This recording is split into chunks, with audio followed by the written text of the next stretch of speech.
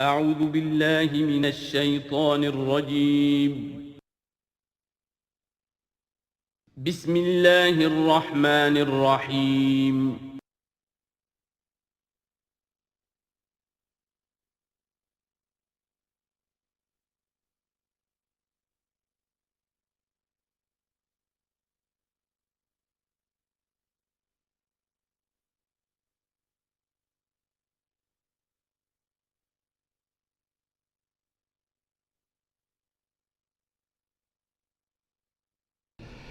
اعوذ باللہ من الشیطان الرجیم بسم اللہ الرحمن الرحیم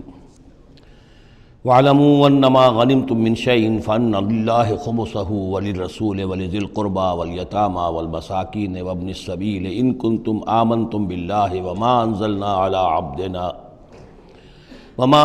عَلَىٰ عَبْدِنَا يَوْمَ الْفُرْقَانِ يَوْمَ الْتَقَى الْجَمْعَانِ وَاللَّهُ عَلَىٰ كُلِّ شَيْءٍ قَدِيرٌ صدق اللہ العظیم۔ اب یہاں وہ مال غنیمت کا حکم بیان ہو رہا ہے۔ وَاعْلَمُوا جان لو انما غنمتم من شیء جو بھی غنیمت تمہیں حاصل ہوئی ہے، فَأَنَّ لِلَّهِ خُمُسَهُ تو اس کا خمس پانچواں حصہ تو اللہ کے لیے ہے، وَلِلرَّسُولِ اور رسول کے لیے ہے، وَلِذِي الْقُرْبَى اور رسول کے قرابت داروں کے لیے ہے۔ یہ بات سمجھ لیجئے یہاں اچھی طرح کہ در حقیقت حضور صلی اللہ علیہ وسلم کا جو معاش کا معاملہ تھا، جب تک آپ مکے میں تھے حضرت خدیجہ الکبریٰ رضی اللہ تعالی عنہ کی دولت جو ہے اس سے آپ کا کام چل رہا تھا، جو بھی بچا کچا ان کا سرمایہ تھا۔ مدینے میں آ کر ظاہر بات ہے کہ اب آپ کے پاس اپنا کوئی ذریعہ معاش نہیں تھا، نہ آپ کوئی تجارت کرتے تھے، تو اب آپ کے اخراجات اور پھر یہ کہ آپ کے بھی قرابت دار ہیں، آپ کی ازواج مطہرات ہیں، ان کے اخراجات کہاں سے آئیں گے؟ تو مال غنیمت میں سے خمس جو ہے وہ اس کام کے لیے رکھ لیا گیا، گویا وہ بیت المال کا حصہ ہوگا، اور بیت المال ہی کفالت کرے گا حضور کی بھی اور حضور کے قرابت داروں کی بھی۔ اس کے علاوہ اس بیت المال میں یتامى والمساکین وابن السبیل، اس میں حصہ ہوگا یتیموں کے لیے بھی اور مساکین اور محتاجوں کے لیے بھی اور مسافروں کے لیے بھی۔ یہ گویا کہ پانچواں حصہ مال غنیمت کا تو ہو گیا، سرکار سمجھ لیجیے سرکاری ہو گیا، لیکن اس سرکار میں سب سے بڑا خرچ جو ہے وہ در حقیقت محمد رسول اللہ صلی اللہ علیہ وسلم کے ذاتی آپ کے اخراجات، آپ کے ازواج مطہرات کا نان نفقہ، آپ کے قرابت داروں کا ذوی القربیٰ، جس میں آپ کو بھی تو ظاہر بات ہے کہ کچھ نہ کچھ صلہ رحمی آپ فرماتے تھے، تو اس کے لیے، اور یہ کہ یتیموں اور مساکین کے لیے وابن السبیل۔ ان کنتم آمنتم باللہ اگر تم ایمان رکھتے ہو اللہ پر، وما انزلنا علی عبدنا اور اس شے پر جو ہم نے نازل کی اپنے بندے پر، یوم الفرقان فیصلے کے دن، یعنی جو شے نازل کی وہ ہے غیبی امداد، نصرت غیبی، جو فرشتے آئے۔ ظاہر بات ہے کہ وہ ایک انسین جو ہے غیب کا معاملہ ہے، فرشتوں کو دیکھا تو کسی نے نہیں، تو جیسے وحی آتی تھی حضرت جبرائیل لے کر آتے تھے تو اس پر ایمان رکھتے ہو کہ یہ قرآن جو ہے اللہ کی طرف سے ہے، ایسے ہی تمہیں یقین ہونا چاہیے کہ اللہ تعالیٰ نے اپنا وہ وعدہ پورا فرمایا اور اللہ تعالیٰ نے فرشتے بھیجے۔ تو اگر تمہیں وہ یقین ہے تو پھر تم اس حکم کو پورے طور پر یوں سمجھیے کہ دلی طور پر اس کو قبول کرو، خوش دلی کے ساتھ پوری طریقے سے، کہ خمس جو ہے وہ تو اللہ اور اس کے رسول کا، بیت المال کا۔ بقیہ کے بارے میں حضور نے فرما دیا کہ 4/5 جو ہے یہ اب تقسیم ہو جائے گا مجاہدین کے درمیان۔ اس میں اس سے کوئی بحث نہیں ہے کہ کس نے کتنا جمع کیا، سارا مال ایک جگہ جمع ہوگا اور پھر اس کے حصے لگیں گے، چاہے کوئی پہرے پر تھا، جنگ کی نوبت ہی نہیں آئی، چاہے یہ کہ کوئی باقاعدہ جنگ میں کسی نے حصہ لیا، چاہے کسی نے مال غنیمت جمع کیا چاہے نہیں کیا، جو بھی جنگ میں ہے ان کو برابر کا حصہ ملے گا۔ اس میں یہ ہے کہ جو سواریوں والے تھے انہیں دوہرا، اور جو پیدل تھے انہیں اکیرا، اس لیے کہ سواریاں اگر کسی کا اونٹ ہے کسی کا گھوڑا ہے، 2 گھوڑے بھی تھے، تو ظاہر بات ہے کہ اس کے چارے وغیرہ کا بندوبست وہ خود اپنے پاس سے کرتا تھا، کوئی سپلائی لائنز تو آج کل کی جس طرح فوجوں کی ہوتی ہیں وہاں موجود نہیں تھی، لہذا جو مجاہد تھا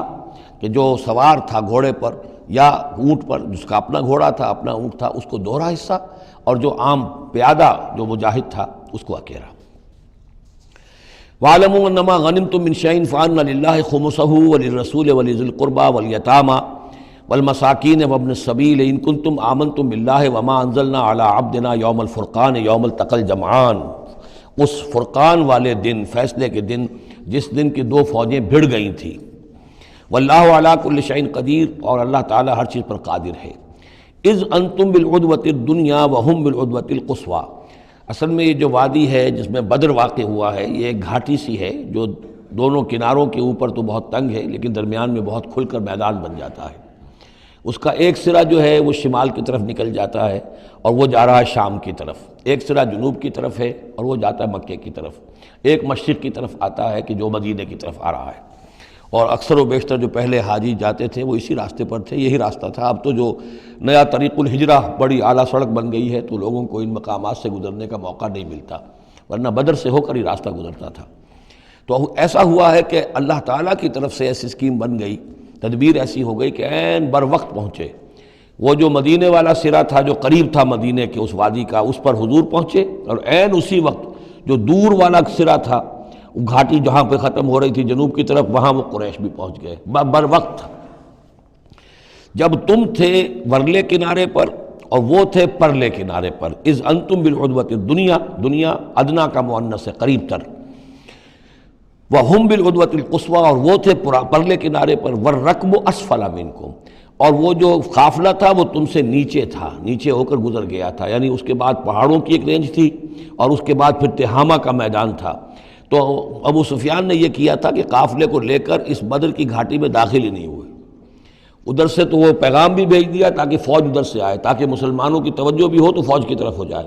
اور اسی میں وہ داؤ لگا کر اپنے قافلے کو بچا کر نکال کر لے جائیں، اور وہ تہامہ میں ساحل کے ساتھ ساتھ ہو کر نکل بھی گئے۔ وَلَوْ تَوَاعَدْتُمْ لَاخْتَلَفْتُمْ فِي الْمِيعَادِ، اور اگر تم لوگوں نے آپس میں معاہدہ کیا ہوتا کہ فلاں وقت پر ہمیں پہنچنا ہے، ہو سکتا ہے کہ تم ایک ساتھ نہ پہنچ سکتے، اختلاف ہو جاتا، جیسے اپوائنٹمنٹ ہوتی ہے فلاں وقت پہ میں بھی پہنچوں گا آپ بھی پہنچ جائیں تو کچھ نہ کچھ آگے پیچھے ہو جاتا ہے، تو اگر تم طے کر کے بھی آتے تو اتنا نہ ہوتا جتنا کہ ہم نے اپنی مشیت اپنی تدبیر سے کر دیا کہ عین وقت پر تمہیں وہاں پہنچا دیا۔ اس کی وجہ کیا تھی؟ ہم چاہتے تھے کہ یہ ٹکراؤ ہو جائے اور یہ بات واضح ہو جائے کہ جان لیں اہل مکہ کہ اللہ تعالیٰ کی نصرت کس کے ساتھ ہے، اس کے عوام بھی سمجھ لیں۔ وَلَٰكِن لِيَقْضِيَ اللَّهُ أَمْرًا كَانَ مَفْعُولًا، لیکن یہ سب کچھ اس لیے ہوا تاکہ اللہ تعالیٰ طے کر دے وہ شے، فیصلہ کر دے کہ جو ہو کر رہنی ہے، كَانَ مَفْعُولًا لِيَهْلِكَ مَنْ هَلَكَ عَنْ بَيِّنَةٍ، تاکہ اب جسے ہلاک ہونا ہے وہ ہلاک ہو بات کے واضح ہو جانے کے بعد۔ اب بھی عوام کی اگر آنکھیں نہیں کھلتی تو پھر گویا کہ وہ پھر مورد الزام خود ہے، اب ان کے سرداروں نے جو کچھ ان کی مت ماری تھی، اب آ کر اس موقع کے بعد ان کی آنکھیں کھل جانی چاہیے۔ اب بھی اگر کوئی ہلاک ہوتا ہے تو بات کے واضح ہونے کے بعد ہلاک ہو، لِيَهْلِكَ مَنْ هَلَكَ عَنْ بَيِّنَةٍ وَيَحْيَىٰ مَنْ حَيَّ عَنْ بَيِّنَةٍ، اور جسے جینا ہے، جس کی زندگی ہے روحانی زندگی، اور جو سیدھے راستے پر آنا چاہتا ہے وہ بھی اس بینہ کی بنا پر وہ سیدھے راستے پر آ جائے اور حیات معنوی حاصل کر لے۔ وَإِنَّ اللَّهَ سَمِيعٌ عَلِيمٌ، اور یقیناً اللہ سب کچھ سننے والا اور جاننے والا ہے۔ اِذْ يُرِيكَهُمُ اللَّهُ فِي مَنَامِكَ قَلِيلًا، جبکہ اللہ تعالیٰ آپ کو دکھا رہا تھا اے نبی ان کو آپ کی نیند میں کم، حضور نے خواب میں دیکھا کہ کوئی بڑی طاقت نہیں ہے، بڑی تھوڑی سی جمعیت ہے قریش کی جو آئی ہے، حالانکہ 1000 کا لشکر تھا۔ وَلَوْ أَرَاكَهُمْ كَثِيرًا، اور اگر آپ کو دکھایا ہوتا کہ وہ بڑی بڑی تعداد میں آ رہے ہیں، لَفَشِلْتُمْ، اور آپ نے وہ بات بتائی ہوتی صحابہ کرام کو اپنے ساتھیوں کو، تو اے مسلمانوں پھر تم کمزوری دکھاتے، تم ڈھیلے پڑ جاتے۔ وَلَا تَنَازَعْتُمْ فِي الْأَمْرِ، اور معاملے کے اندر پھر کوئی ایک اور تنازع کھڑا ہو جاتا کہ ہمیں یہاں جنگ کرنی بھی چاہیے کہ نہیں۔ وَلَٰكِنَّ اللَّهَ سَلَّمَ، لیکن اللہ تعالیٰ نے سلامتی پیدا فرما دی۔ إِنَّهُ عَلِيمٌ بِذَاتِ الصُّدُورِ، یقیناً وہ جو کچھ سینوں کے اندر ہے اس سے واقف ہے۔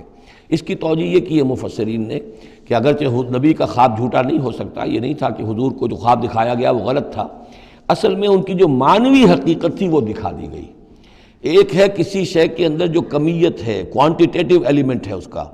ایک ہے جو اس کی کیفیت ہے، جو اس کے اندر اصل حقیقت ہے۔ تو یہ بات جو ہے اچھی طرح سمجھ لینے کی ہے کہ مکے سے جو اصل نفری آئی تھی وہ تو ان عوام الناس کی تھی کہ جن کو بارے میں جن کو معلوم تھا کہ محمد ہمارے بہترین آدمی ہیں صلی اللہ علیہ وسلم، اور جو ان کے ساتھی ہیں وہ ہمارے گلے سرسبد ہیں، ہمارے خاندان کے قریش کے بہترین لوگ ہیں، اور پھر یہ کہ انہوں نے کوئی جرم نہیں کیا ہے، کوئی ظلم نہیں کیا ہے، وہ صرف ایک خدا واحد کا کے ماننے والے اور جو ہے وہ نیکیوں کا حکم دینے والے ہیں۔ تو جو ان کے ہاں جو بھی جس کو ہم کہتے ہیں سائلنٹ میجورٹی عوام الناس، ان کے دل اپنے لیڈروں کے ساتھ نہیں تھے۔ آ تو گئے تھے، وہ ظاہر ان کا جبر تھا، ان کا فیصلہ تھا، لیڈروں کا حکم تھا، آ گئے تھے، لیکن مارے باندھے کو آئے ہوئے تھے۔ ان کے دلوں کے اندر وہ بات نہیں تھی کہ جو کسی ایسے لشکر میں ہوتی ہے کہ جو سمجھتا ہے اپنے آپ کو برحق، ہم حق کے لیے لڑ رہے ہیں، تو اس کے اندر جو طاقت ہوتی ہے اس لڑنے والے کے اندر، وہ اس شخص میں نہیں ہوتی کہ جو مارے باندھے کو لے آیا گیا ہو اور خود اسے اپنے دل میں یہ یقین نہ ہو کہ میں حق کے لیے لڑ رہا ہوں۔ اس اعتبار سے معنوی طور پر جو ان کی کیفیت تھی اس کے اعتبار سے وہ واقعتاً کم تھے، تو حضور کو خواب میں اللہ تعالیٰ نے ان کی اصل حقیقت دکھائی۔ وَإِذْ يُرِيكُمُوهُمْ إِذْ الْتَقَيْتُمْ فِي أَعْيُنِكُمْ قَلِيلًا وَيُقَلِّلُكُمْ فِي أَعْيُنِهِمْ۔ مزید برآں اللہ نے یہ کیا کہ جب دونوں لشکر ٹکرائے ہیں تو ایسی کیفیت پیدا کر دی کہ مسلمانوں کو بھی وہ تھوڑے لگ رہے تھے کہ کوئی زیادہ لوگ نہیں ہیں، اور انہیں بھی مسلمان تھوڑے نظر آ رہے تھے۔ یعنی یہ کہ ہر صورت اللہ نے ایسی بنا دی تھی کہ جنگ ہو اور ڈٹ کر ہو، تاکہ یہ صورتحال جو ہے یوم الفرقان ہونا اس کا بالکل واضح ہو جائے۔ اگر کسی وجہ سے وہ کرنی کترا جاتا معاملہ اور جنگ نہ ہوتی، مقابلہ نہ ہوتا، تو جس طریقے سے کہ اللہ اس کو فیصلہ کن دن بنا دینا چاہتا تھا، یوم الفرقان فیصلے کا دن، وہ صورتحال پیدا نہ ہوتی۔ لِيَقْضِيَ اللَّهُ أَمْرًا كَانَ مَفْعُولًا، تاکہ اللہ پورا کر دے اس معاملے کو کہ جو ہونے والا ہی تھا۔ وَإِلَى اللَّهِ تُرْجَعُ الْأُمُورُ، اور تمام معاملات بالآخر تو اللہ ہی کی طرف لوٹا دیے جائیں گے۔ یا ایھا الذین آمنوا اذا لقیتم فئۃ فاثبتوا، اے اہل ایمان جب بھی اب تمہارا، اب چونکہ دور شروع ہو گیا ہے، اب تمہاری جد و جہد جو ہے وہ آخری مرحلے میں داخل ہو چکی ہے، مسلح تصادم کا آغاز ہو چکا ہے، اور یہ تو ابھی پہلی جنگ ہے، ابھی جنگیں اور آنی ہیں، اگلے ہی سال غزوہ احد ہو گیا۔ جب بھی تمہارا مقابلہ ہو کسی فوج سے فاثبتوا، پہلا حکم تو یہ ہے کہ پھر ثابت قدم رہو، قدم جمائے رکھو۔ دوسرا حکم وَاذْكُرُوا اللَّهَ كَثِيرًا، اور اللہ کا ذکر کرو کثرت کے ساتھ، لعلکم تفلحون، تاکہ تم فلاح پاؤ۔ تمہاری جو طاقت ہے وہ اللہ تعالیٰ کے بھروسے پر ہے۔ وَاصْبِرْ وَمَا صَبْرُكَ إِلَّا بِاللَّهِ، ایک بندہ مومن کا صبر جو ہے وہ اللہ کے بھروسے پر ہے، لہذا اللہ یاد رہے گا، اللہ کے ساتھ قلبی تعلق، روحانی تعلق استوار ہوگا تو تم ثابت قدم رہو گے، اور اگر اللہ کے رشتہ ٹوٹ گیا، قلبی رشتہ، روحانی رشتہ، تو پھر تمہارے اندر جان نہیں ہوگی۔ اور تیسرا حکم لعلکم تفلحون، تاکہ تم مراد پاؤ، اور تیسرا حکم اطیعوا اللہ ورسولہ، اور دیکھو تیسرا حکم یہ ہے کہ جو ڈسپلن ہے اس کی پابندی کرو، حکم مانو اللہ کا اور اس کے رسول کا۔ اب ویسے تو یہاں اللہ کا حکم بھی کہا گیا ہے، لیکن ظاہر بات ہے کہ وہاں تو ہر وقت جو حکم آتا تھا وہ رسول کا حکم آتا تھا، اس لیے کہ قرآن بھی آ رہا ہے تو رسول کی زبان سے ادا ہو رہا ہے، اور رسول اپنی جانب سے اپنی اجتہاد کے تحت، اپنی رائے کے تحت، اپنی تدبیر کے تحت کوئی رائے دے رہے ہیں تو بھی حضور کی زبان مبارک سے ادا ہو رہا ہے۔ تو ویسے کہنے کو یہ اللہ اور اس کے رسول کی اطاعت کرو، لیکن عملاً وہ رسول اطاعت بن جاتی ہے۔ بمصطفیٰ برساں خویش را کہ دی ہمہ اوست، واطیعوا اللہ ورسولہ ولا تنازعوا، اور دیکھو آپس میں جھگڑو نہیں۔ یہی وہ الفاظ آئے ہیں جو سورہ آل عمران میں ہم پڑھ چکے ہیں۔ وَلَقَدْ صَدَقَكُمُ اللَّهُ وَعْدَهُ إِذْ تَحُسُّونَهُمْ بِإِذْنِهِ حَتَّىٰ إِذَا فَشِلْتُمْ وَتَنَازَعْتُمْ فِي الْأَمْرِ وَعَصَيْتُمْ مِن بَعْدِ مَا أَرَاكُمْ مَا تُحِبُّونَ۔ اب یہ ایک سال بعد ہونے والا ہے، یہ ایک سال پہلے ان سے کہا جا رہا ہے نظم کی پابندی کرو، اطاعت رسول پر کاربند رہو، ولا تنازعوا، اختلاف نہ کرو، جھگڑا نہ ڈالو، فتفشلوا، تو تم ڈھیلے پڑ جاؤ گے، وتذهب ريحكم، اور تمہاری ہوا اکھڑ جائے گی، واصبروا، اور ثابت قدم رہو، ان اللہ مع الصابرین، یقیناً اللہ تعالیٰ صابروں کے ساتھ ہے، اللہ کی نصرت، تائید اہل صبر کے ساتھ ہے۔ ولا تکونوا کالذین خرجوا من دیارہم بطرا ورئاء الناس، ان لوگوں کے مانند نہ ہو جانا کبھی جو نکلے تھے اپنے گھروں سے اتراتے ہوئے، اینٹتے ہوئے، اکڑتے ہوئے لوگوں کو دکھانے کے لیے۔ یہ وہ قریش کا لشکر جب چلا ہے تو ابو جہل نے جو بھی ساز و سامان کیا تھا اس کے لیے ڈھول ڈھمک کا بھی تھا، اور اس کے ساتھ جو ہے ہر طرح کا لاؤ لشکر، تو وہ تو جا رہے تھے بالکل اس خیال سے کہ فتح ہماری ہے ہی ہے، اور ہم مسل کر رکھ دیں گے، جیسے مچھر کو مسل دیا جاتا ہے۔ یہ مسلمان ہیں ہی کتنے، وہ جو ہے خوب اپنے شان و شوکت کا مظاہرہ کرتے ہوئے جا رہے تھے۔ وَيَصُدُّونَ عَن سَبِيلِ اللَّهِ، اور حقیقت کیا تھی کہ اللہ کے راستے سے روک رہے تھے۔ وَاللَّهُ بِمَا يَعْمَلُونَ مُحِيطٌ، اور جو کچھ وہ کر رہے تھے اللہ اس کا احاطہ کیے ہوئے تھا، اللہ کے قابو سے باہر جانے والی ان کی کوئی تدبیر نہیں تھی۔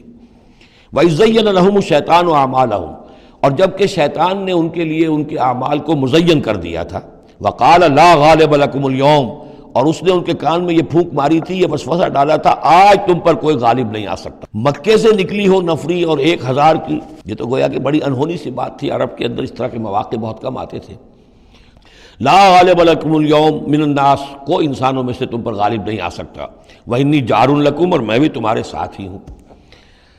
فلما تراءت الفئتان، اور جب دونوں لشکروں نے ایک دوسرے کو دیکھا، آمنے سامنے ہوئی، نکص علی عقبیہ، تو وہ شیطان اپنی ایڑیوں کے بل پیچھے مڑ گیا، بھاگا۔ وقال، اور اس نے کہا انی بریء منکم، میں تم سے لا تعلق ہوں، میرا تم سے کوئی تعلق نہیں، انی ارا ما لا ترون، میں وہ کچھ دیکھ رہا ہوں جو تم نہیں دیکھ رہے۔ فرشتوں کو دیکھنا جو ہے، چونکہ یہ بھی ناری مخلوق ہے، نور اور نار میں بڑا قرب ہے، نوری مخلوق ہے ملائکہ اور ناری مخلوق ہے جن، اور یہ جن ہے عزازیل ابلیس، تو اس کو نظر آ گیا فرشتے آ رہے ہیں۔ انی ارا ما لا ترون، میں وہ کچھ دیکھ رہا ہوں جو تم نہیں دیکھ سکتے، انی اخاف اللہ، مجھے اللہ کا خوف ہے، واللہ شدید العقاب، اور اللہ سزا دینے میں بہت سخت ہے۔ اذ یقول المنافقون والذین فی قلوبہم مرض، اب یہ ایک نقشہ تو یہ تھا کہ جب چلے آ رہے تھے قریش کا لشکر لے کر ابو جہل اور اس کے ساتھی سردار، اور ادھر شیطان بھی ان کو پہلے تو پیٹھ ٹھوکتا ہوا آ رہا ہے، اور عین وقت پر جو ہے وہ ان کو ساتھ چھوڑ کر بھاگا ہے۔ ادھر جب مدینے کے اندر اب جہاں وہاں سے مسلمان چلے تھے، حضور چلے تھے، تو جو کوئی منافق پیچھے رہ گئے تھے وہ اب باتیں کر رہے تھے۔ اذ یقول المنافقون والذین فی قلوبہم مرض، جبکہ کہہ رہے تھے وہ منافق لوگ اور وہ لوگ کہ جن کے دلوں میں روگ تھا، غر ہؤلاء دینہم، ان مسلمانوں کو تو ان کے دین نے بالکل دھوکے میں ڈال دیا ہے، مت ماری گئی ہے، دماغ خراب ہو گیا ہے، قریش سے ٹکرانے چلے ہیں، ان کی عقل جواب دے گئی ہے۔ ہم تو پہلے بھی سمجھتے تھے کہ یہ سفہاء ہیں، بے وقوف ہیں، احمق ہیں، لیکن اب تو معلوم ہوتا ہے کہ سرے سے مت ماری گئی۔ غر ہؤلاء دینہم، ان کے دین نے ان کی مت مار دی۔ ومن یتوکل علی اللہ فإن اللہ عزیز حکیم، انہیں کیا پتا کہ جو کوئی توکل کرے اللہ پر تو اللہ تعالیٰ زبردست ہے، حکمت والا۔ وَلَوْ تَرَىٰ يَتَوَفَّى الَّذِينَ كَفَرُوا الْمَلَائِكَةُ، اور کاش تم دیکھ سکتے جب کہ قبض کرتے ہیں فرشتے ان کافروں کو، ان کی جانوں کو، یضربون وجوہہم، ان کے چہروں پر ضرب لگاتے ہوئے، وادبارہم، اور ان کی پیٹھوں پر، وذوقوا عذاب الحریق، اور کہتے اب چکھو جلنے کا عذاب، ذالک بما قدمت ایدیکم، اور یہ وہ کچھ ہے جو تمہارے اپنے ہاتھوں نے آگے بھیجا ہے، وان اللہ لیس بظلام للعبید، اور یہ کہ اللہ تو ہرگز اپنے بندوں کے حق میں ظالم نہیں ہے، ظلم کرنے والا نہیں ہے۔ کداب آل فرعون والذین من قبلہم، جیسے کہ معاملہ ہوا آل فرعون کا اور ان کا جو ان سے پہلے تھے۔ آل فرعون سے پہلے قوم شعیب سے پہلے صدوم اور عمورہ کی بستیاں، ان سے پہلے قوم سمود، ان سے پہلے قوم عاد، ان سے پہلے قوم نوح، یہ ہم سورہ اعراف کے اندر یہ ساری چیزیں پڑھ کر آئے۔ کداب آل فرعون والذین من قبلہم کفروا بآیات اللہ، انہوں نے بھی اللہ کی آیات کا کفر کیا، فأخذہم اللہ بذنوبہم، تو اللہ نے پکڑ لیا انہیں ان کے گناہوں کی پاداش میں۔ ان اللہ قوی شدید العقاب، یقیناً اللہ تعالیٰ قوی ہے، قوت والا ہے، زور آور ہے، اور سزا دینے میں سخت ہے۔ ذالک بان اللہ لم یکن مغیرا نعمۃ انعمها علی قوم حتی یغیروا ما بانفسہم، یہ اس لیے ہے کہ اللہ تعالیٰ کا یہ طریقہ نہیں ہے کہ کوئی نعمت جو اس نے کسی قوم کو دی ہو اس میں تغیر کر دے جب تک کہ وہ قوم اپنے اندر کی کیفیت کو متغیر نہ کر دے۔ یعنی یہ ہر قوم جو اٹھی تھی اسی شکل میں اٹھی تھی کہ اللہ تعالیٰ نے ایک نبی بھیجا، جیسے کہ قوم ہود ختم ہوئی تو حضرت ہود اور ان کے ساتھیوں کے ذریعے سے ایک نئی قوم وجود میں آئی جو آگے چل کر سمود کہلائی۔ تو یہ لوگ کون تھے؟ یہ لوگ تھے جن کو اللہ نے نعمت دی تھی، انعام دیا تھا، احسان کیا تھا، ایمان انہیں ملا تھا، لیکن جب انہوں نے اپنی اس نعمتوں کو بدل دیا، کفر کی روش پر آ گئے، توحید کی پگڈنڈی چھوڑ کر، توحید کی شاہراہ کو چھوڑ کر شرک کی پگڈنڈیوں پہ مڑ گئے، تو پھر اللہ تعالیٰ کی نعمت بھی تبدیل ہو جاتی ہے، اللہ تعالیٰ نعمت سلب کر لیتا ہے، انعام کی جگہ پر اللہ کا عذاب آ جاتا ہے۔ ذالک بان اللہ لم یکن مغیرا نعمۃ انعمها علی قوم حتی یغیروا ما بانفسہم، یہی ہے جو مضمون آگے بھی آئے گا سورہ رعد میں بھی، اور اس کو پھر یہ کہ اردو میں بھی ایک شعر میں لوگوں نے پیش کیا ہے کہ خدا نے آج تک اس قوم کی حالت نہیں بدلی، نہ ہو جس کو خیال آپ اپنی حالت کے بدلنے کا۔ قوموں کے اپنے اندر کے حالات بدلتے ہیں تو پھر تقدیر بدلتی ہے، صرف خواہش سے، وشفل تھنکنگ سے، امانی سے کوئی بات نہیں ہوا کرتی۔ اور قوم ظاہر بات ہے کہ افراد پر مشتمل ہوتی ہے، پہلے کچھ افراد بدلیں گے، ان کے اندر قلب ماہیت ہوگی، ان کا باطن بدلے گا، ان کی سوچ، ان کے نظریات، ان کے خیالات، ان کے مقاصد، ان کی دلچسپیاں، ان کی امنگیں تبدیل ہو جائیں گی۔ یہ اندر کے بدلے ہوئے لوگ جو ہیں جب کثیر تعداد میں ہوں گے تو پھر یہ مل جل کر زور لگائیں گے، طاقت لگائیں گے، معاشرے کو بدل دیں گے، اور پھر یہ اس طریقے سے کہ انقلاب آئے گا۔ چون بجاں در رفت جہاں دیگر شود، جہاں چو دیگر شد جہاں دیگر شود، جب یہ قرآن کسی کے اندر اتر جاتا ہے اس کے اندر ایک تبدیلی آ جاتی ہے، بالکل بدل جاتا ہے انسان اندرونی طور پر، اور یہ اندرونی تبدیلی ہے جو عالمی انقلاب تک ممتد ہو سکتی ہے۔ وَأَنَّ اللَّهَ سَمِيعٌ عَلِيمٌ، اللہ سب کچھ سننے والا جاننے والا ہے۔ کداب آل فرعون، جیسے کہ دستور تھا یا ہوا معاملہ آل فرعون کا، والذین من قبلہم، اور جو ان سے پہلے تھے، کذبوا بآیات ربہم، انہوں نے اپنے رب کی آیات کو جھٹلایا، فأہلکناہم بذنوبہم، تو ہم نے ان کو ہلاک کر دیا ان کے گناہوں کی پاداش میں، وأغرقنا آل فرعون، اور آل فرعون کو ہم نے غرق کر دیا، وَكُلٌّ كَانُوا ظَالِمِينَ، اور یہ سب کے سب ظالم تھے۔ ان شر الدواب عند اللہ الذین کفروا فہم لا یؤمنون، بدترین چوپائے اللہ کے نزدیک یہی لوگ ہیں اللہ کے نزدیک جو کفر کرتے ہیں اور وہ ایمان نہیں لاتے۔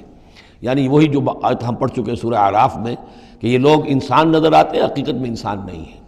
لہم قلوب لا یفقہون بہا ولہم اعین لا یبصرون بہا ولہم آذان لا یسمعون بہا اولئک کالانعام بل ہم اضل، وہ چوپایوں کے مانند ہیں بلکہ ان سے بھی گئے گزرے۔ اس لیے شر الدواب کہا گیا، تمام جانداروں میں اور جمان چوپایوں میں، جانوروں میں سب سے برے لوگ جو ہیں وہ یہ انسان نما حیوان ہیں کہ جن کے اندر عقل نہیں، جن کے اندر شعور نہیں، جو ایمان سے خالی ہیں اور کفر پر اور صرف دنیا کی لذتوں پر ریجھ گئے ہیں۔ الذین عاہدت منہم ثم ینقضون عہدہم فی کل مرۃ وہم لا یتقون، وہ لوگ کہ جن سے آپ نے اے نبی معاہدہ کیا تھا پھر وہ ہر مرتبہ اپنا عہد توڑتے ہیں اور اس کا کوئی ڈر نہیں رکھتے۔ اب یہ اشارہ ہو رہا ہے یہود کی طرف، کیونکہ حضور جب مدینے میں تشریف لائے تو میں نے آپ کو شروع میں بتا دیا تھا کہ آپ نے بہت بڑا یہ سمجھیے کہ اس کو Montgomery what, professor Montgomery what نے جس قدر تعریف کی ہے اس کی، اور سارے جتنے بھی الفاظ ہو سکتے تھے انگریزی زبان میں، اسٹیٹسمین شپ کہ حضور کا معاملہ، فہمی کا معاملہ، تدبر کا معاملہ، سیاست کو سمجھنے کا معاملہ، اس کی بہت بڑی بات یہ ہے کہ آپ نے یہودی قبائل جو تھے تینوں ان کو معاہدوں میں جکڑ لیا۔ تو یہ ایک بہت بڑا آپ کا کارنامہ تھا، لیکن اب ظاہر بات ہے جکڑے تو وہ گئے، اندر سے وہ دشمنی کرتے تھے، ساز باز کرتے تھے۔ اوپر معاہدہ ہے، اندر سے ساز باز چل رہی ہے، پیغامات بھیجے جا رہے ہیں قریش کو کہ کیا کر رہے ہیں آپ لوگ، کیوں دیر کر رہے ہیں، کیوں نہیں حملہ کرتے، ہم اندر سے آپ کی مدد کریں گے۔ تو یہ خدمت ابھی چل رہی تھی۔ تو فرمایا الذین عاہدت منہم ثم ینقضون عہدہم، وہ لوگ کہ جن سے نبی آپ نے عہد کیا، معاہدے کیے، اور وہ یہ کہ اپنے معاہدے توڑ رہے ہیں، فی کل مرۃ، ہر بار، وہم لا یتقون، اور وہ ڈرتے نہیں ہیں۔ فإما تثقفنہم فی الحرب، تو اگر آپ پا جائیں انہیں جنگ میں، فشرد بہم من خلفہم، تو ان کو ایسی سزا دیجئے کہ جو پیچھے ہیں ان کے ہوش ٹھکانے آ جائیں، لعلہم یذکرون، تاکہ انہیں عبرت حاصل ہو جائے۔ یعنی یہ کہ اب ایک تو یہ ہے کہ وہ کوئی صرف ان کی جو ہے وہ وہاں سے خطوط جا آ رہے ہیں، پیغام رسانی ہو رہی ہے، لیکن کہیں اگر ان میں کا کوئی شخص جنگ میں بھی پکڑا جائے، واقعتاً وہ جنگ میں شریک ہو جائے قریش کی طرف سے، آ جائے اور پکڑا جائے، تو پھر اس کو وہ سزا دیجئے کہ جو ایک کی سزا جو ہے وہ سینکڑوں کے ہوش ٹھکانے کر دے۔ یہ ہے مطلب۔ وَإِمَّا تَثْقَفَنَّهُمْ فِي الْحَرْبِ فَشَرِّدْ بِهِمْ، ایسی سزا ان کو دیجئے من خلفہم کہ جو ان سے پیچھے ہیں ان کے بھی ہوش ٹھکانے ہو جائیں، لعلہم یذکرون، شاید کہ پھر وہ نصیحت پکڑ لیں۔ وَإِمَّا تَخَافَنَّ مِن قَوْمٍ خِيَانَةً، اور اگر آپ کسی کو قومی سطح پر اندیشہ ہو جائے آپ کو کسی سے کہ وہ خیانت پر اتر آئی ہے، یعنی ایک ہے انڈیویجول ایکٹس، بنو قریظہ کا کوئی شخص ہے جو کام کر رہا ہے، بنو قریظہ کا سردار کہے گا صاحب مجھے کیا معلوم، یہ ایک شخص کا انڈیویجول معاملہ ہے، اس نے کوئی خط لکھ دیا ہوگا قریش کو یا کوئی سلسلہ جرمانی کیا ہوگا، لیکن یہ ہمارا اجتماعی معاملہ نہیں ہے، ہم معاہدے کے پابند ہیں۔ بنو قینقاع کا کوئی شخص ہے اس نے کر دیا، تو اس کے لیے تو پہلا حکم آ گیا، وہ کہیں اگر مل جائے، جنگ میں مل جائے، کیونکہ ویسے تو اسے ہاتھ نہیں لگا سکتے، معاہدہ ہے ان کے ساتھ، تو معاہدہ ہے، اس کو کیا سزا دیں گے، لیکن یہ کہ جنگ میں کہیں آ جائے، اتنی جرأت کر جائے تو پھر اس کو وہ سخت سزا دیجیے گا کہ جو پیچھے بیٹھے ہوئے ہیں، جو ڈورے ہلا رہے ہیں، تارے ہلا رہے ہیں، ان کو بھی ہوش ٹھکانے آ جائے۔ لیکن یہ کہ اگر آپ کو اندیشہ ہو جائے کہ کوئی قبیلہ جو ہے وہ خلاف ورزی کرنے پر اتر آیا ہے، خیانت کرنے پر اتر آیا ہے، وَإِمَّا تَخَافَنَّ مِن قَوْمٍ خِيَانَةً، کسی کی طرف سے خیانت کا آپ کو اندیشہ ہی ہو جائے، فَانبِذْ إِلَيْهِمْ عَلَىٰ سَوَاءٍ، تو پھر پھینک دیجئے ان کی طرف کھلم کھلا، یعنی پھر معاہدے کو ایبروگیٹ کیجئے، کہہ دیجئے کہ آج سے ہمارا کوئی معاہدہ نہیں۔ یہ نہیں ہے کہ معاہدہ بھی قائم رہے اور آپ ان کے خلاف اقدام بھی کر دیں، یہ صحیح نہیں،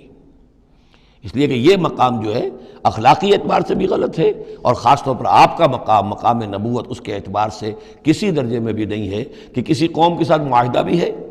آپ کو اندیشہ ہے کہ وہ خیانت کر رہے ہیں، تو آپ کھلم کھلا اعلان کر دیجئے کہ آج سے میرا اور تمہارا کوئی معاہدہ نہیں، پھر اقدام کیجئے۔ لیکن یہ کہ بغیر اس اعلان کے کوئی اقدام کرنا ان کے خلاف، یہ در حقیقت اللہ تعالیٰ جو اخلاق چاہتا ہے اہل ایمان کے، اس کے منافی ہے۔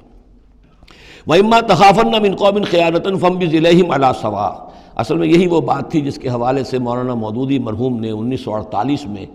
یہ جو جہاد کشمیر اس وقت ہو رہا تھا اس کے بارے میں رائے ظاہر کی تھی کہ ہندوستان کے ساتھ ہمارے سفارتی تعلقات ہیں، بھارت کے ساتھ ہمارا سارا معاملہ معاہدات کے اوپر چل رہا ہے، پھر اگر یہ کہ معاملہ جو ہے دوسری طرف ہم یہ شکل کر رہے ہیں کہ وہاں پر جنگ کا معاملہ کر رہے ہیں تو یہ غلط ہے، شریعت کی روح سے، قرآن کی روح سے غلط ہے۔ ہمیں کھلم کھلا اعلان کرنا چاہیے، جو بھی ہو اللہ تعالیٰ پر بھروسہ رکھنا چاہیے، کھل کر سامنے آنا چاہیے۔ یہ یا کہ میز کے اوپر تو معاہدہ ہے، ہاتھ مل رہے ہیں اور میز کے نیچے سے ٹانگیں گھسیٹی جا رہی ہیں، یہ دنیا داروں کا دھندا تو ٹھیک ہے، لیکن اسلام کی روح سے ایک اسلام کے نام پر بننے والی مملکت کی حکومت کا یہ طرز عمل درست نہیں ہے۔ یہ تھا وہ معاملہ جو سن 48 میں مولانا مودودی نے یہ رائے ظاہر کی تھی، اور اس پر پھر کافی ان کے خلاف جو ہے عوامی جذبات جو ہیں وہ بہت جو ہے اس وقت بہت بلند ہو گئے تھے، مشتعل ہو گئے تھے، اس لیے کہ عوام کی اپنی سوچ ہوتی ہے۔ وَإِمَّا تَخَافَنَّ مِن قَوْمٍ خِيَانَةً فَانبِذْ إِلَيْهِمْ عَلَىٰ سَوَاءٍ، معاہدہ ان کے منہ پر دے مارو، ان اللہ لا يحب الخائنین، یقیناً اللہ تعالیٰ کو خیانت کرنے والے پسند نہیں ہیں۔ وَلَا يَحْسَبَنَّ الَّذِينَ كَفَرُوا سَبَقُوا، اور نہ سمجھے وہ لوگ جنہوں نے کفر کیا ہے کہ وہ بچ نکلے ہیں، یعنی یہ کہ اب اگر کچھ لوگ بچ کے بھی تو چلے گئے نا، آخر 1000 کی نفری آئی تھی، انہم لا یعجزون، یہ جو بچ کر چلے گئے وہ یہ نہ سمجھے کہ وہ اللہ کو عاجز کر دیں گے، وہ عاجز نہیں کر سکیں گے۔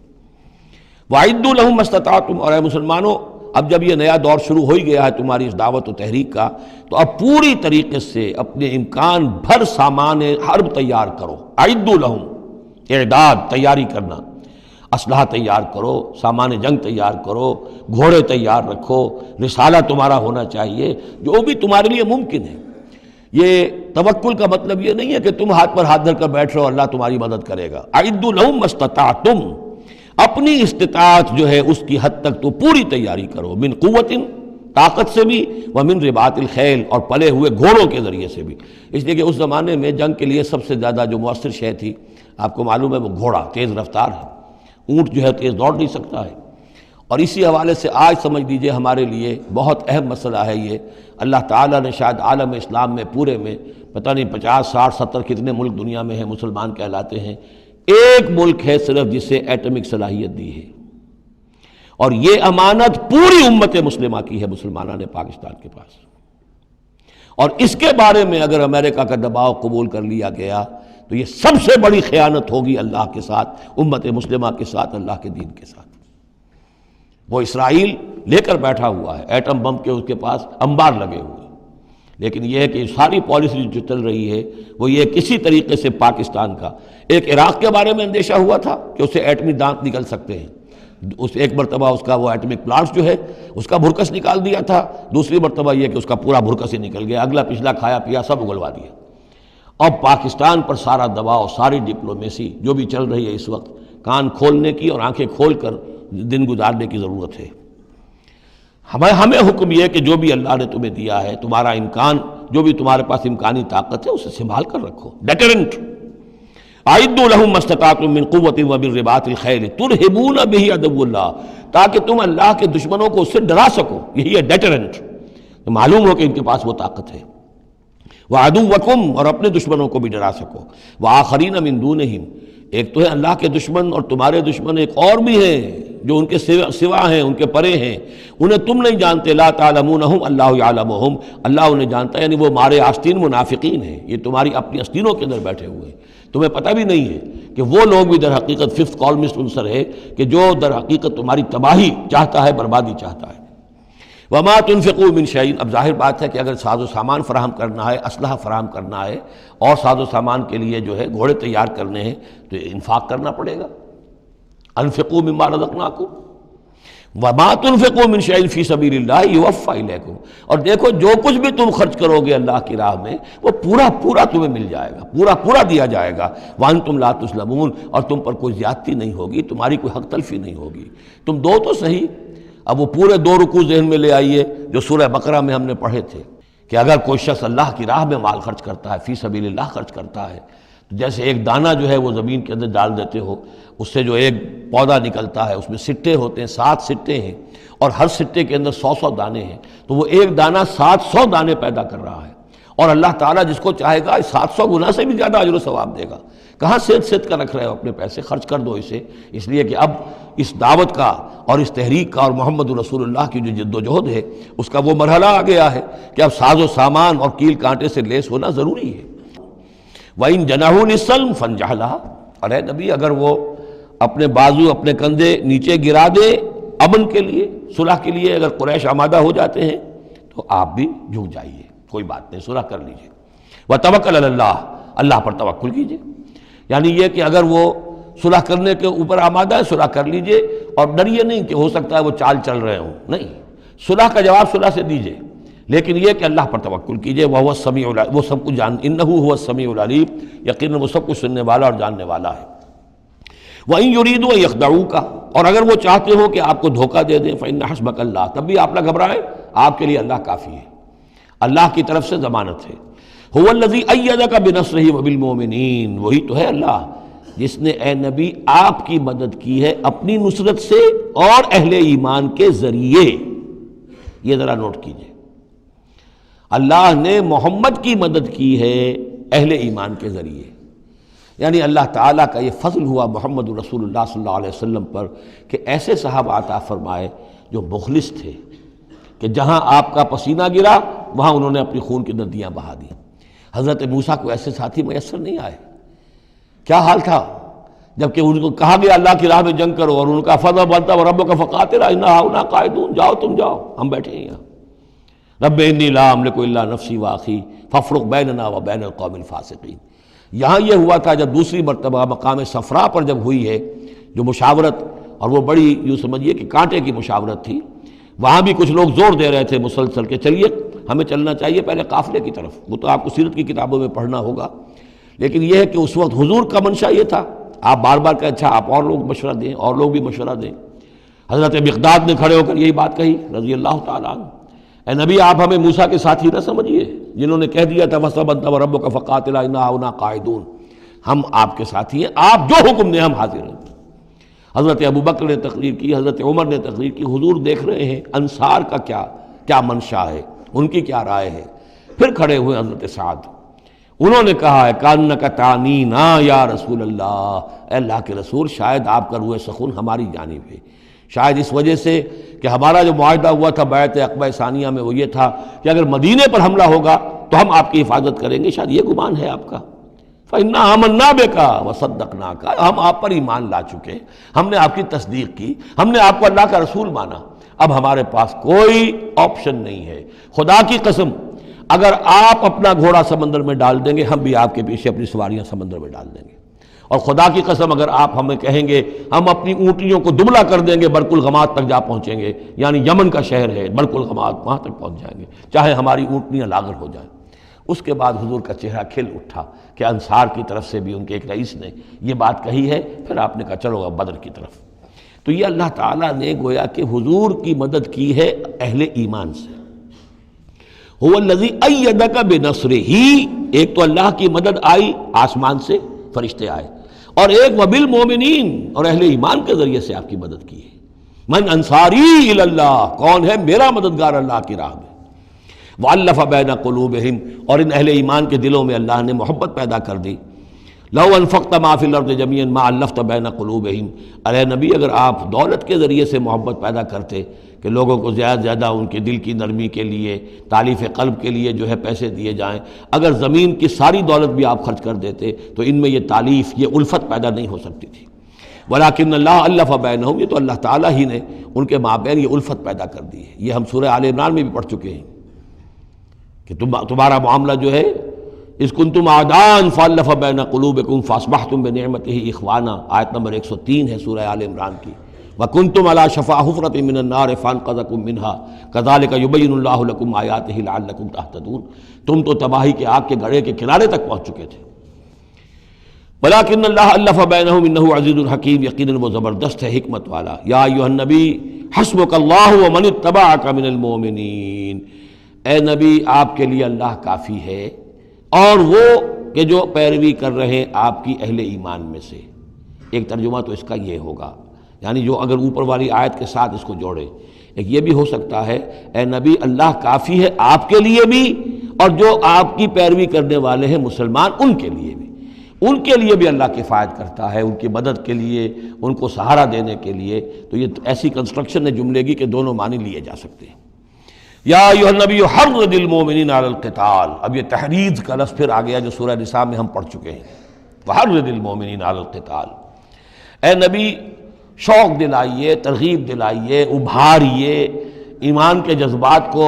ذرا اپیل کیجئے اہل ایمان کے کہ وہ قتال پر آمادہ ہوں۔ یہ میں آپ کو بتا چکا ہوں کہ اعلان عام اس طریقے کا کہ فرض ہے جنگ میں نکلنا ہر مسلمان کے لیے، یہ صرف تبوک میں ہوا سن 9 میں جا کر۔ پورے 9 برس تک قتال فی سبیل اللہ کے لیے تحریض تھی، ترغیب تھی، اور یہ تحریض گاڑی ہو کر تحریض بن گئی، بس لازم نہیں تھا۔ اسی لیے ہم سورہ نساء میں پڑھ چکے ہیں کہ اس کے باوجود جو اس ترغیب کی وجہ سے آگے بڑھے قتال کے لیے نکلے ان کے اونچے درجات ہیں، لیکن یہ کہ جن لوگوں کو چونکہ فرض عین نہیں کیا گیا تھا لہذا اگر کوئی نہیں نکلے تو ان کے اوپر کوئی مواخذہ نہیں۔ لیکن یہ کہ غزوہ تبوک میں نفیر عام تھی کہ ہر صاحب ایمان کا نکلنا ضروری ہے۔ حرض المؤمنین علی القتال ان یکن منکم 20 صابرون، اگر تم میں سے 20 ہوں گے صبر کرنے والے، یغلبوا 200 تو وہ 200 پر غالب آ جائیں گے۔ وَإِن یکن منکم 100، اور اگر ہوں گے تم میں سے 100، یغلبوا 1000، وہ غالب آ جائیں گے 1000 پر، من الذین کفروا، کافروں میں سے، بأنہم قوم لا یفقہون، اس لیے کہ وہ سمجھ نہیں رکھتے۔ سمجھ سے مراد کیا ہے؟ انہیں اپنے موقف کی حقانیت کا یقین نہیں ہے۔ ایک شخص ہے جو جانتا میں حق پر ہوں، میں حق کے لیے لڑ رہا ہوں، ایک شخص ہے ڈل مل ہے، ایسے ہی لڑ رہا ہے، مارے باندھے کو لڑ رہا ہے، کسی کے کہے سے آ گیا، مرسینری ہے، تنخواہ یافتہ ہے اس لیے آ گیا۔ اب اس میں زمین و آسمان کا فرق ہوگا۔ تو ان لوگوں کو چونکہ وہ شے حاصل نہیں ہے لہذا ان کی حالت کیا ہے کہ اگر آپ 10 ہوں گے 100 پر غالب آ جائیں گے۔ لیکن اس کے بعد جو اگلی آیت آ رہی ہے وہ گویا کہ اس کی کچھ عرصے کے بعد یقیناً نازل ہوگی، جو یہاں شامل کر دی گئی۔ الآن خفف اللہ عنکم، اب اللہ نے تم پر سے تخفیف کر دی ہے، وعلم ان فیکم ضعفا، اور اللہ کے علم میں ہے یہ بات کہ تمہارے اندر کچھ کمزوری آ گئی ہے۔ لیکن یہ کمزوری کیسے آئی ہے اس کو سمجھ لینا چاہیے۔ سابقون الاولون، مہاجرین اور انصار کے اندر کوئی کمزوری نہیں آئی معاذ اللہ، ابو بکر اور عمر میں یا سعد بن معاذ میں رضی اللہ تعالیٰ عنہ اجمعین، ان میں کوئی کمزوری نہیں آئی۔ لیکن جو نئے مسلمان آ رہے تھے جن کی ابھی تربیت نہیں ہوئی تھی، اوسط گر رہا ہے۔ ظاہر بات ہے جو نئے لوگوں کی تعداد بڑھ رہی ہے، جن کی تربیت اتنی نہیں ہوئی ہے، جن کے اندر ایمان ابھی اتنا گہرا نہیں اترا ہے، اتنا راسخ نہیں ہوا ہے، تو اس کے حوالے سے اب فرض کیجئے کہ 1000 کے اندر پہلے تو ایسے ہوتے تھے کچے پکے جو ہیں وہ 20 ہیں، 50 ہیں، 100 ہیں، اب یہ ہے کہ ان کی تعداد بڑھتی جا رہی ہے اگر، تو نتیجہ کیا ہوگا کہ اوسط جو ہے وہ گر جائے گی۔ اس اوسط کے اعتبار سے اب تمہارے اندر کچھ کمزوری آ گئی ہے۔ فَإِن يَكُن مِّنكُم 100 صَابِرَةٌ يَغْلِبُوا 200، اب بھی یہ ہے کہ اگر تمہارے اندر 100 ہوں گے کہ جو صبر کرنے والے ہوں گے وہ 200 پر غالب آ جائیں گے۔ وَإِن يَكُن مِّنكُم 1000، اور اگر تم میں سے 1000 ہوں گے يَغْلِبُوا 2000 بِإِذْنِ اللَّهِ، تو وہ 2000 پر غالب آ جائیں گے اللہ کے اذن سے۔ وَاللَّهُ مَعَ الصَّابِرِينَ، اور یقیناً اللہ صبر کرنے والوں کے ساتھ ہے۔ مَا كَانَ لِنَبِيٍّ أَن يَكُونَ لَهُ أَسْرَىٰ، اب یہ ایک اور بہت نازک معاملہ ہوا جو غزوہ بدر کے بعد کہ وہ جو 70 قیدی پکڑے گئے ان کا کیا کیا جائے۔ جو قریش کے 70 قیدی، اب اس کی ایک شکل تو یہ تھی، مشاورت کی حضور نے، حضرت ابو بکر کی ایک رائے تھی، حضور کی اپنی رائے بھی وہی تھی، اس لیے کہ جو مزاج حضور کا تھا، آپ شفیق، نرم، رؤوف، رقیق القلب، یہی معاملہ حضرت ابو بکر کا تھا۔ حضرت عمر تھے سخت، اشدہم فی امر اللہ عمر، حضرت عمر کی یہ رائے تھی کہ ان سب کو قتل کر دینا چاہیے، اگر ہم نے فدیہ لے کر یا معاف کر دیا ویسے ہی چھوڑ دیا یہ پھر دوبارہ آئیں گے، کفر کو تقویت حاصل ہوگی۔ تو اس کو تو جب تک کہ کفر کی کمر ٹوٹ نہ جائے، یہ سانپ جو ہے جب تک کہ پوری طرح کچلا نہ جائے اس وقت تک جو ہے ہمیں کوئی نرمی نہیں کرنی چاہیے، بلکہ وہ اس حد تک تھے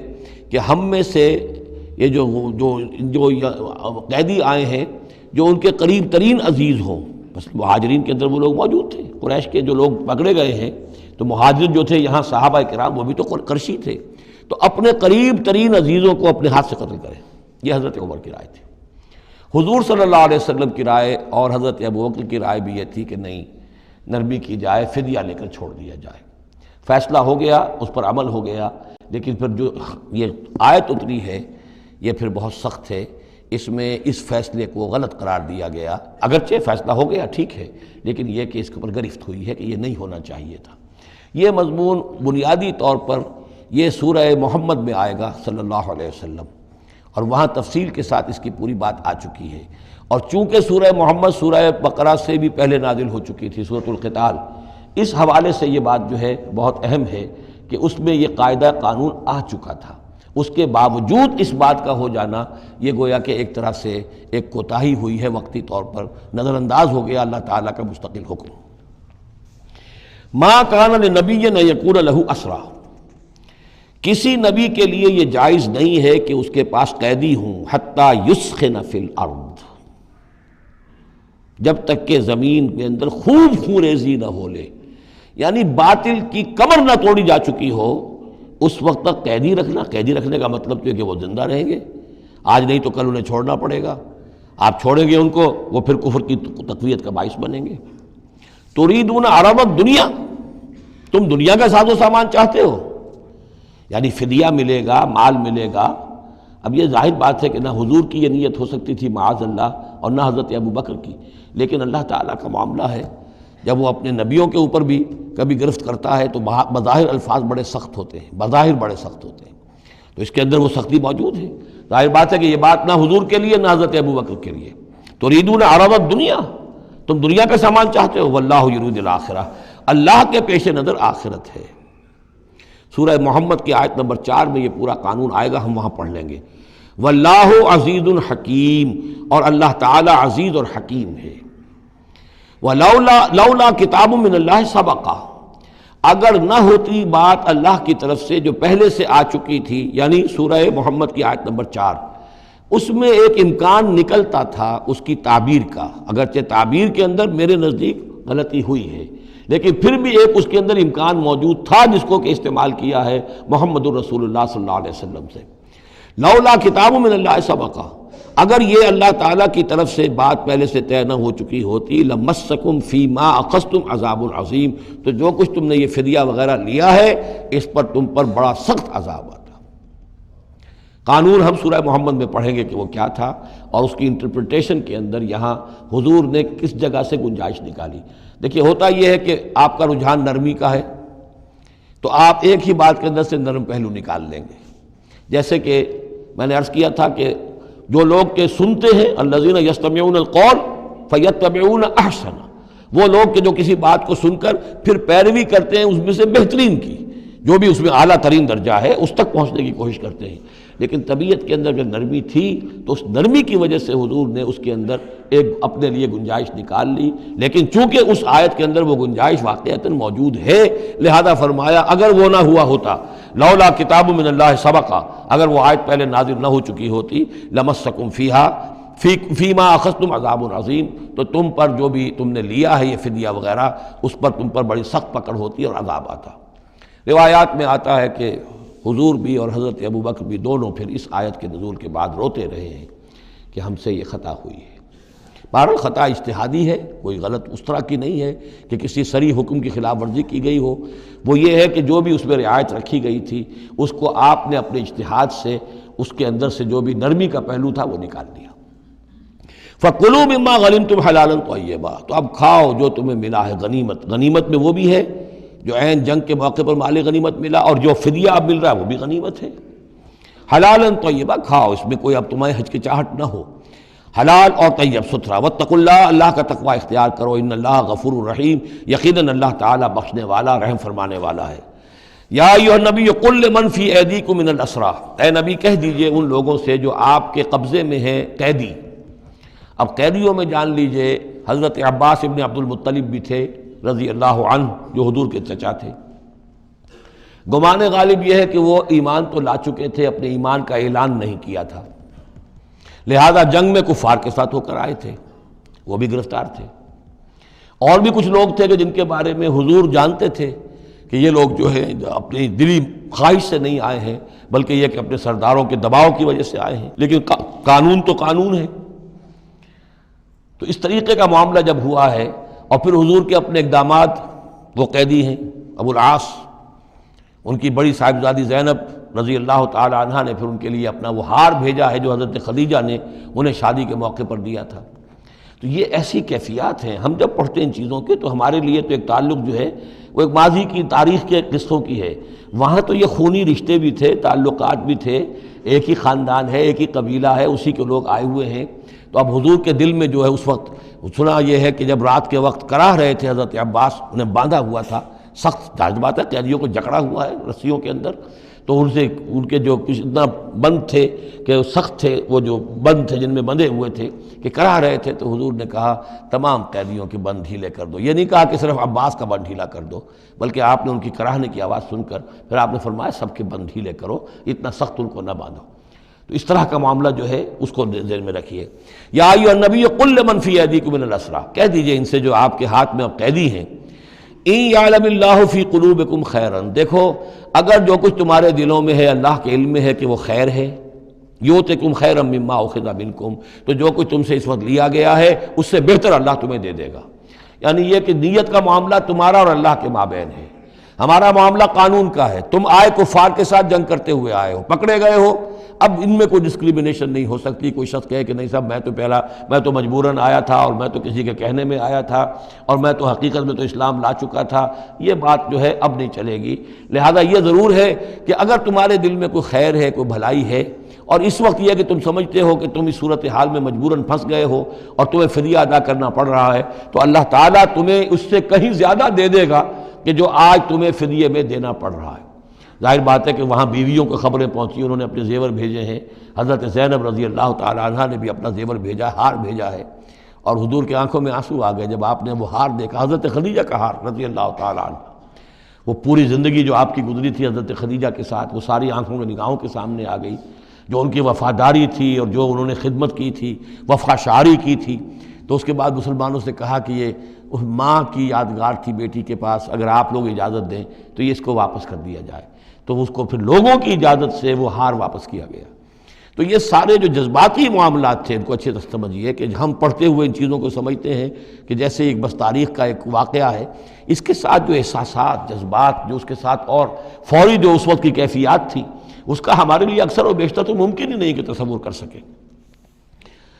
یا ایھا النبی قل لمن فی ایدیکم من الاسریٰ، اے نبی کہہ دیجئے ان لوگوں سے جو آپ لوگوں کے قبضے میں ہیں اس وقت ان قیدیوں میں سے، ان یعلم اللہ فی قلوبکم خیرا، اگر اللہ کے علم میں ہے کہ تمہارے دل میں خیر ہے، یؤتکم خیرا مما اخذ منکم، تو جو کچھ تم سے لیا گیا ہے اللہ اس سے بہتر تمہیں دے دے گا، ویغفر لکم، اور تمہیں بخش دے گا، واللہ غفور الرحیم، اور اللہ غفور الرحیم ہے۔ وَإِن یریدوا خیانتک،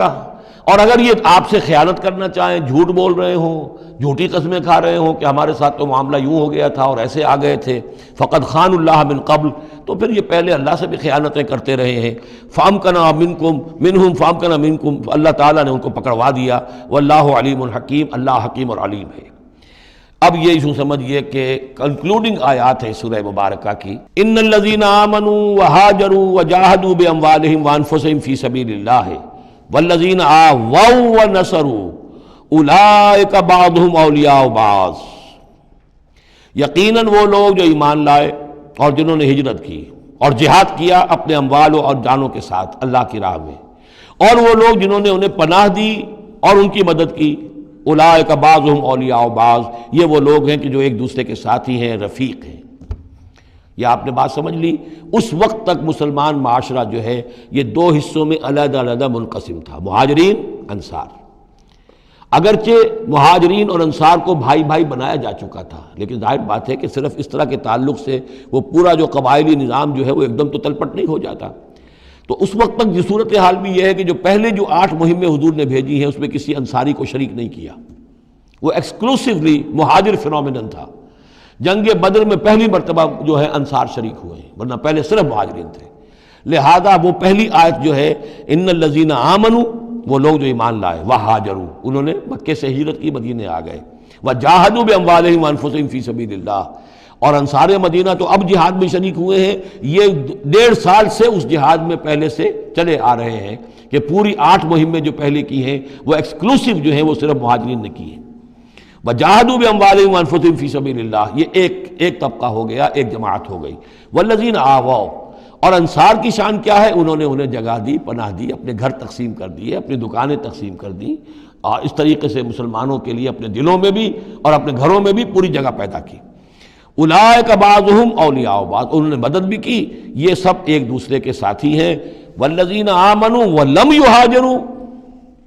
اور وہ لوگ کہ جو ایمان لائے لیکن ہجرت نہیں کی، ما لکم من ولایتہم من شیء، تمہارا ان کے ساتھ اب کوئی تعلق نہیں۔ آگے چل کر سورہ نساء میں جو بعد میں نازل ہوئی ہیں، پڑھ چکے ہیں ہم پہلے،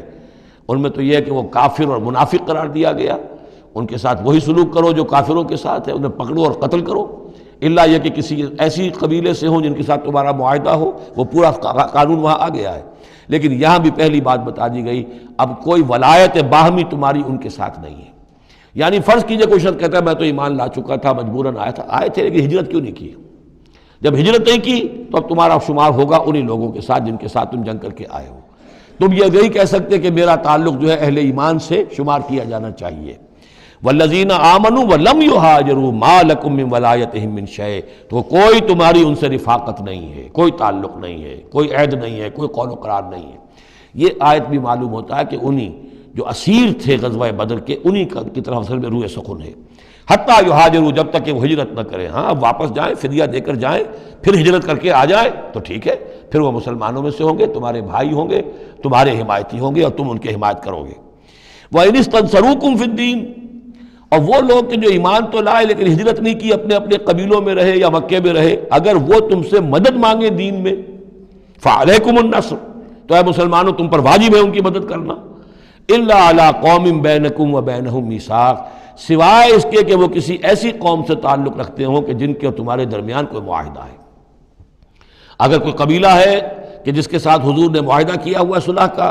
اور وہاں کوئی مسلمان ہے اور وہ ہجرت تو کر نہیں رہا، وہاں سے وہ مدد کی درخواست کرتا ہے کہ میری مدد کی جائے، تو اس کے خلاف اس کی مدد نہیں کی جائے گی، اس لیے کہ قوم کے ساتھ معاہدہ ہے۔